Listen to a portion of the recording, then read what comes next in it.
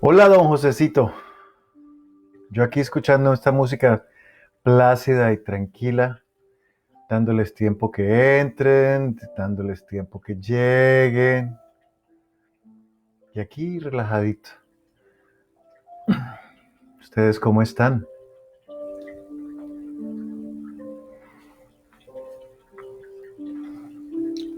Hola, comadre, buenas noches.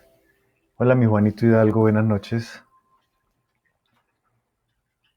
Y Juanito, me gustó lo que pusiste hoy en tu Facebook. Me, me alegra mucho ver cómo estás creciendo y evolucionando rápido. Me emociona mucho ver cómo has crecido de rápido. Por ahí es, mi querido amigo, por ahí es. Don Beto Espinel, buenas noches, bienvenido.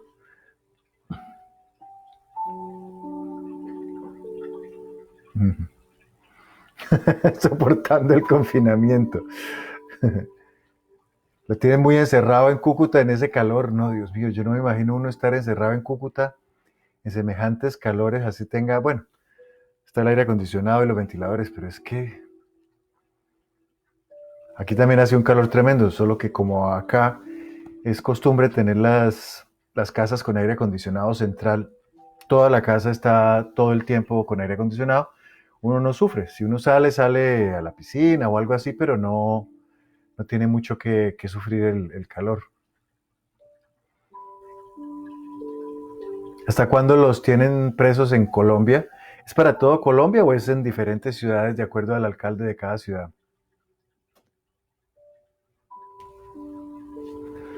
Tengo que aprender a ver cómo veo las respuestas aquí porque no sé cómo veo las respuestas. Tengo que ver cómo hago para ver lo que me escriben ahí. Porque veo los 5 primeros y después no veo más nada. Y la gente me pregunta cosas y me quedo sin responderles porque no veo. No veo, no veo. Pues, ¿qué les cuento? Esta noche voy a leer 3 poesías costumbristas que una sé que la conocen muy bien, lo voy a hacerlo 3 días seguidos porque es el mismo escritor, el mismo poeta, un argentino del cual ya leí antes un poema de él, no me acuerdo cómo es que se llamó, el Indio Duarte, cómo es que se llamaba el poema que leí de él cuando estaba empezando. Y una seguidora me pidió el favor de que leyera este poema. Desde esa vez me dijo, si algún día puedes leer este poema, me gustaría mucho. Y esa misma noche lo imprimí y lo tenía ahí pendiente y hoy le llegó el día. Esta tarde, no se vayan a reír, pues si quieren ríanse, igual no los veo. Me puse a leerlo y me pasó lo mismo que me pasó la primera vez que lo leí. Me puse todo emocional y me puse a llorar, a llorar de emoción con el poema porque es un poema costumbrista y bueno, de- algo tiene que tener que lo conmueve a uno y lo hace, lo hace ponerse sentimental. Uy, mi Nancy Patricia Durán Alvarado, qué rico verte. Mi Amanda Sarmiento, mi primita querida, gusto de verla, don Olmedito Espina.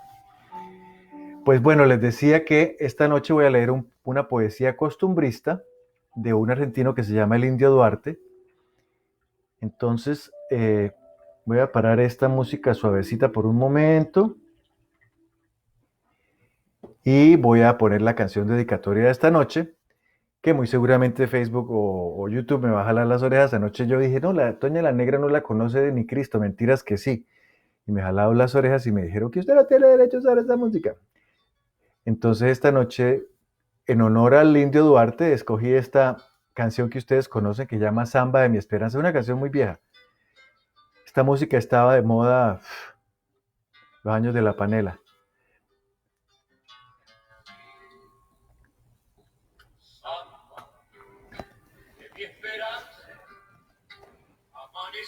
Los, estos se llaman los chalchaleros, no sé cuántos los recordarán. Y esto es canción de los campesinos de la Pampa Argentina, de esos hombres de la Pampa Argentina, de esos jinetes, de esos hombres recios y duros que son los pamperos de las Pampas Argentinas. Y este grupo fue muy, muy conocido, muy famoso, ustedes lo recordarán.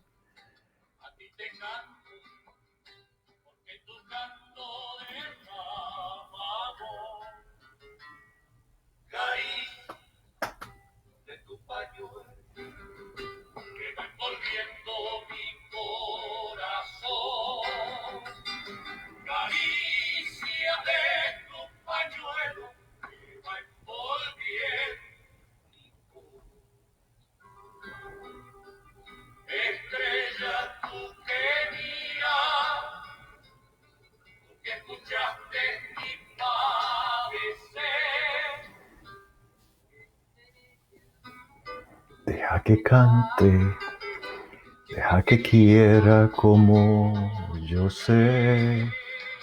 Estrella, deja que cante, deja que quiera como yo sé. Tenían muchas canciones muy lindas, una que llamaba Sapo Cancionero, muy lindas.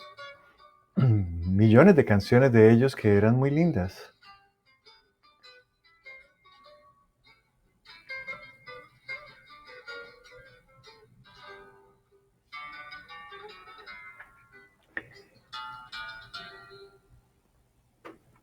El tiempo que va pasando, como la vida no vuelve más.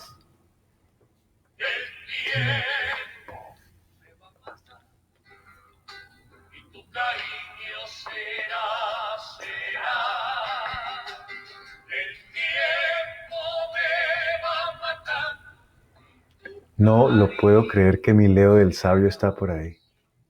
Claro, Leito, eso era de la época de tu papá. Y vas a ver lo que voy a leer, sí que es de la época de tu papá. Pues como les decía, esta canción es un abrebocas, una dedicatoria a ustedes y en honor de el poeta que voy a leer esta noche y las 2 noches siguientes. Si me pongo sentimental y emocional, no se burlen, lo trataré de controlar, pero es que es muy bonito.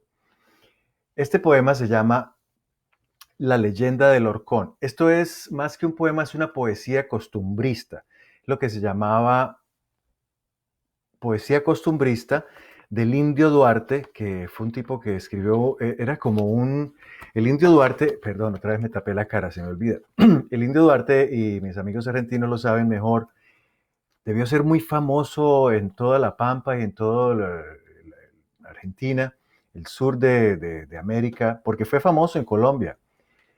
Y era como, para tener una referencia, era como lo que hacían los vallenatos antes, que contaban cosas de la vida diaria, de la vida, historias de los abuelos, historias de su vida. Y esto es más o menos eso, es una poesía costumbrista, es como un cuento y es bastante largo.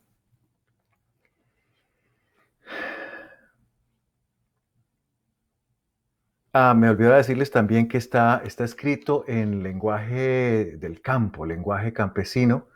Por lo tanto, algunas de las palabras les van a sonar campesinas, pero así están escritas. La leyenda del Horcón.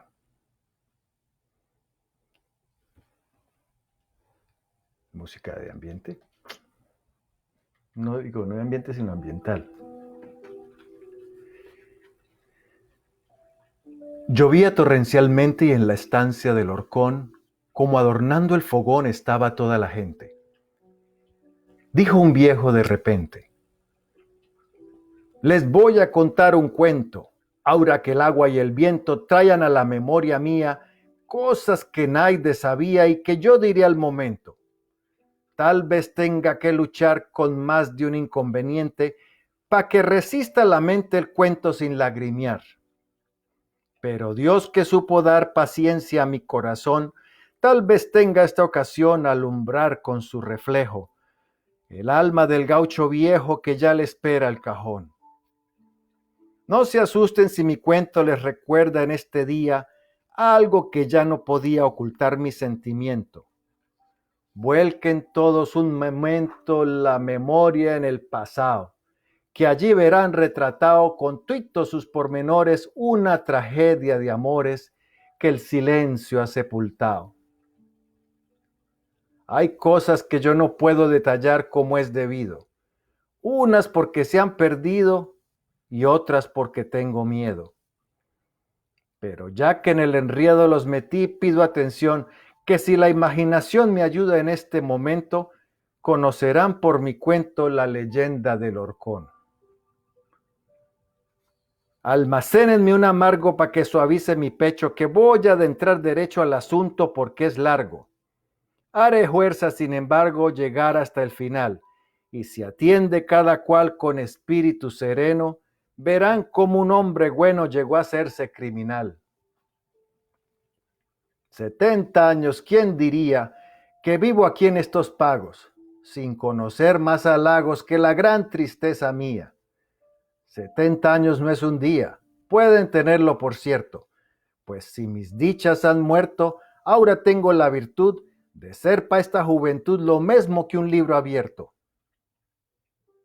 Iban a golpear las manos por lo que el viejo decía, pero una lágrima fría les detuvo a los paisanos. Hay sentimientos humanos, dijo el viejo conmovido, que los años con su ruido no borran de mi memoria, y este cuento es una historia que pa' mí no tiene olvido. Allá en mis años de mozo, y perdonen la distancia, sucedió que en esta estancia hubo un crimen misterioso. En un alazán precioso llegó aquí un desconocido, mozo lindo, muy cumplido, que al hablar con el patrón quedó en la estancia de peón, siendo después muy querido. Al poco tiempo nomás el amor le picoteó, y el mocito se casó con la hija del capataz. Todo marchaba al compás de la dicha y del amor, y pa' grandeza mayor Dios les mandó con cariño un blanco y hermoso niño más bonito que una flor. Iban pasando los años muy felices en su choza, ella alegre y buena moza, él fuerte y sin desengaños. Pero misterios extraños llegaron y la traición deshizo del mocetón sus más queridos anhelos, y el fantasma de los celos se clavó en su corazón. Aguantó el hombre callado hasta dar con la evidencia, y un día fingió una ausencia que jamás había pensado. Dijo que tenía un ganado que llevar para la tablada, que era una buena volada para ganarse algunos pesos. Y así, entre risas y besos, se despidió de su amada. A la 1 de la mañana del otro día justamente, llegó el hombre de repente convertido en fiera humana. De un golpe echó la ventana al suelo en 1000 pedazos, y avanzando a grandes pasos, ciego de rabia y dolor, vio que su único amor descansaba en otros brazos. Como un sordo movimiento, enseguida se sintió. Después un cuerpo cayó, y otro cuerpo en el momento. Ni un quejido ni un lamento salió de la habitación, y para concluir su misión, cuando los vio difuntos, los enterró a los dos juntos allá donde está ese arcón. En la estancia se sabía que la ingrata lo engañaba, pero a él nadie le contaba la desgracia en que vivía. Por eso la policía no hizo caso mayormente, pues dijeron, la inocente se fue con su gavilán, y en cambio los dos están descansando eternamente. ¡Ajijuna! Gritó un paisano. Si es así lo que habla el viejo, ese era un macho canejo. Yo le besaba la mano.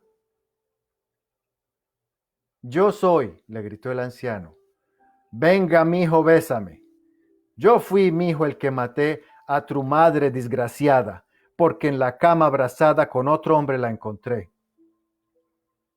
Hizo bien, tata querido, gritó el hijo sin encono. Venga, viejo, lo perdono por lo tanto que ha sufrido. Por ahora, tata, le pido que no la maldiga más, que si fue mala y audaz, por mí perdónala, padre, que una madre siempre es madre. déjala que duerma en paz. Los dos hombres se abrazaron como nunca lo habían hecho.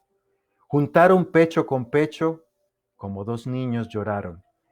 Padre e hijo se besaron, pero con tal sentimiento que el humano pensamiento no pudo pintar ahora la escena conmovedora de aquel trágico momento. Los ojos de aquella gente con el llanto se inundaron y todos mudos quedaron bajo un silencio imponente. Volvió a decir nuevamente, allí están, en el horcón, y poniendo el corazón el anciano en lo que dijo, le pidió perdón al hijo y el hijo le dio perdón. ¡Yay! Lo leí, no me puse emocional. Es que me ponía emocional cuando llegaba la parte de que perdone a mi madre, que una madre siempre es madre. Y eso me pareció muy bonito, muy noble. Lindo, ¿no? Es un tipo de poesía muy distinto, muy antiguo, muy, muy del alma, muy del campo, muy de las cosas sencillas de la vida, muy de las cosas comunes y simples y las historias reales, que muy seguramente ese poema o esa poesía costumbrista salió de una historia real, de alguien que le sucedió o alguien que contó una historia. Y como siempre, me, me da que pensar. Hoy iba a hablar de otra cosa cuando esta mañana dije, voy a hablar de aquello esta noche, algo que pensé. Pero esta poesía, cuando la escogí, cuando decidí leerla, me hizo pensar en algo que es completamente relacionado con el poema. Y tal vez la razón por la cual me emocionó mucho hasta las lágrimas esta tarde que lo estaba ensayando, pues no lo ensayaba, lo leía para ver de qué se trataba bien al fondo. Eh, Porque definitivamente le toca a uno las cosas que le conciernen a uno, que le tocan a uno. Y no sé cuántos sabrán ustedes o no, y esto no es una sesión de pero yo tuve una relación conflictiva con mi papá. Fue una relación difícil toda la vida. Y fue una relación que siempre fue conflictiva y fue complicada. Y él se murió estando yo muy joven. Yo tenía 14 años cuando él se murió. Él se murió de 37 años, creo tenía mi papá cuando se murió, un hombre muy joven al que la vida le dio muy duro, pero muy, muy duro. Y obviamente uno en su ceguera y en su juventud y en su buena estupidez de joven, uno se ciega en su ira, y eso le dura muchos años. Y a mí, esa ira de este man, ¿por qué me tenía tanta tirria? Me duró muchos años, muchos, muchos años. Y me atormentaba porque era algo que sigue rolando, sigue rodando, sigue rodando. Y un día, yo me soñaba mucho con él, soñaba mucho, mucho con él. Era casi diario que soñaba con él por años, por espacio de 20 años. Fue una cosa ridícula. Y un día me cansé de eso y dije, yo tengo que sanar esto de alguna manera. Y hice una ceremonia muy simple y muy tonta, eh, en la que puse la foto de él, puse una vela y abrí la Biblia, leí un salmo y hablé con él ahí, de lo que se me ocurrió. Y le dije, perdóneme por lo que tenga que perdonarme y yo lo perdono por lo que tenga que perdonarlo y descanse, váyase y descanse. Y les quiero decir que créanlo o no, no tendría por qué mentir de algo tan personal y tan íntimo. Nunca más volví a soñar con él, nunca más. Tal parece que ese rencor y esa rabia que yo mantenía ahí, ese no entender, lo mantuvo a él agarrado ahí, mantuvo su alma agarrada ahí sin poderse ir a descansar, porque no sabía cómo explicarme o no podía decirme.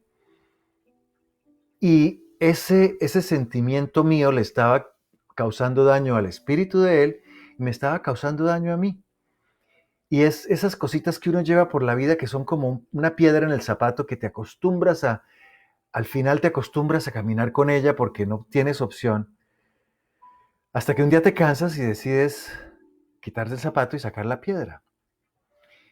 Y ese fue el comienzo de un proceso de sanación para mí y para él, pero más que todo para mí, porque obviamente como todo, los que tienen hijos y sobre todo que tienen hijos ya volantones o en edad de adolescencia, eso saben lo complicado que es con los muchachos, pero uno crece y uno cambia y uno entiende. Y después yo me puse, hice todo un análisis personal y me di cuenta de que, hombre, pobre hombre,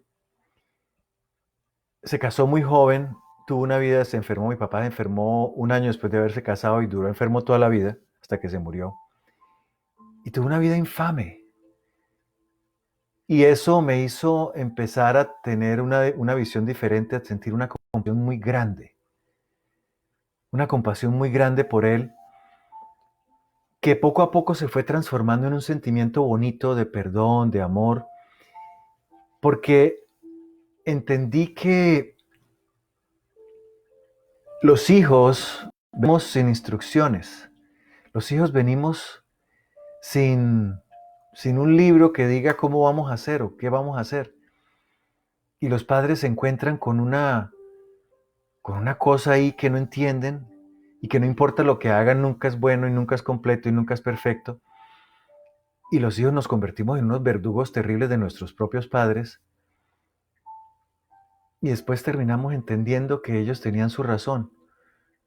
Ellos tenían sus razones. En el poema me hizo ver eso. Sí, el hijo terminó perdonando y el padre se desahogó y sacó eso de su corazón. Y, y fue una cosa hermosa y sanadora para los dos. Y de paso perdonaron a la mamá adúltera. Porque al final de cuentas, cuando crecemos, nos damos cuenta que no había una mala intención. Simplemente no sabían qué hacer con uno. Ellos no sabían, porque tal vez a su vez ellos no tuvieron quien les enseñara a ellos cómo era ser afectuoso, cómo era amar a un hijo, cómo era ser cariñosos. Mi abuelo era un hombre muy seco, era de origen alemán, o sea que era una cosa muy seca, muy dura.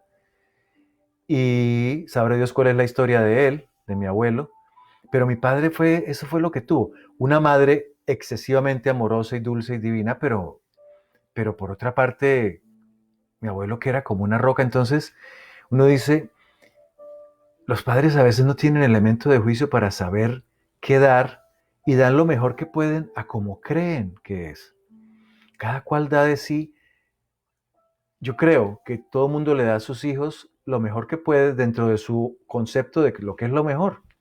Claro, hay padres desalmados y todo eso, pero eso es otra historia. Estoy hablando de los padres que tratan de hacer lo mejor. Y cuando uno entiende todo eso y perdona, se quita como unos 17 kilos de cada hombro y empieza a ir más liviano por la vida. Y hace poco, la semana pasada, para ser más exacto, volví a soñar con mi papá. Y fue un sueño muy lindo, muy simple y muy raro. Uno de los oyentes estaba dentro del sueño. Y mi papá se sentó, estaba acostado en la cama y se sentó y me miró y me dijo, ay, mi hijo querido. Eso fue todo lo que me dijo. Estaba sin camisa, muy delgado, como demacrado, así como estaba cuando se murió. Y me dijo, ay, mi hijo querido. Y yo lo abracé y le di un beso y me fui a seguir haciendo lo que estaba haciendo. Y, y me desperté con una sensación de frescura muy linda en el corazón. Y yo tengo un pequeño altar donde tengo la foto de mis padres y mis ancestros y lo tengo en la foto. Y me levanté con esa sensación y fui, tomé la foto y me la puse en el pecho y lo bendije y lo abracé. Y fue una cosa tan sanadora, tan maravillosa, como que nos recuperamos los dos el amor que nos debíamos en ese momento. Y estos hombres del poema lo hicieron en vida. Yo lo estoy haciendo 45 años después de muerto mi papá, pero siempre es válido, siempre se vale. Y yo no sé cuántos de ustedes habrán, así es, mi Leo, cerré el círculo. Creo que ya lo había cerrado antes, pero lo acabé de cerrar de esa manera. Y, y les dejo eso para que piensen que vale para padres, hermanos, hijos, gente que se haya ido o gente con la que tengamos algún sentimiento de así de una cosita harta. Hay que sanar, mis amores, hay que sanar. Porque ir por la vida cargando esos rencores es un peso demasiado grande y no vale la pena. Realmente no vale la pena. Porque no nos deja evolucionar, no nos deja crecer, no nos deja ser mejores nunca. Esas son las pequeñas lecciones que nos deja el universo para ver qué aprendimos. Y es bueno que aprendamos de eso, del perdón. Con esta reflexión los dejo. Mañana voy a leer otro poema del Indio Duarte. Creo que se llama ¿Por qué has tomado? Es otra poesía costumbrista muy linda. Y el jueves, si me armo de valor, lo tengo que leer y releer porque ya cada vez que lo traté de leer, me puse a sollozar desconsoladamente porque no sé si ese poema fue famoso solo en Colombia o en Latinoamérica o en Argentina también, pero no sé mis amigos argentinos qué sabrán de eso. Pero ustedes yo lo recuerdo de mis días en Cúcuta cuando estábamos jóvenes que los 31 de diciembre a la medianoche ponían siempre en la radio el brindis del bohemio. ¿Ustedes se acuerdan del brindis del bohemio? Y a mi mamá le encantaba. Y eso era religioso, sentarse a la medianoche después del abrazo, sentarse, porque en la radio, en casi todas las emisoras, ponían el brindis del bohemio y la gente se sentaba a escucharlo porque les parecía muy lindo. Es un poema, es muy difícil de leer, sobre todo cuando se nos murió la mamá o los que no tenemos mamá. No sé si sea capaz de leerlo, lo voy a pensar. Lo voy a pensar. Pero mañana leemos el otro poema del Indio Duarte, que también es muy emocional, es otra historia de esas costumbristas muy lindas. Los quiero mucho, mis amores. Gracias por compartir este rato conmigo, por escuchar mis historias, por ser parte de este camino de, de sanación que estamos haciendo juntos. Y espero verlos mañana. No se olviden de compartir con alguien que pueda necesitar estas palabras, que le pueda ayudar a sanar el corazón. Los veo mañana. Pregúntale a tu tía, Leito. Leito es un amigo que vive en Mar del Plata, en Argentina, amigo del alma. Y va a averiguar si también allá era tan conocido como era en Cúcuta. Los quiero mucho, los veo mañana, que tengan sueños de poesía y de perdón.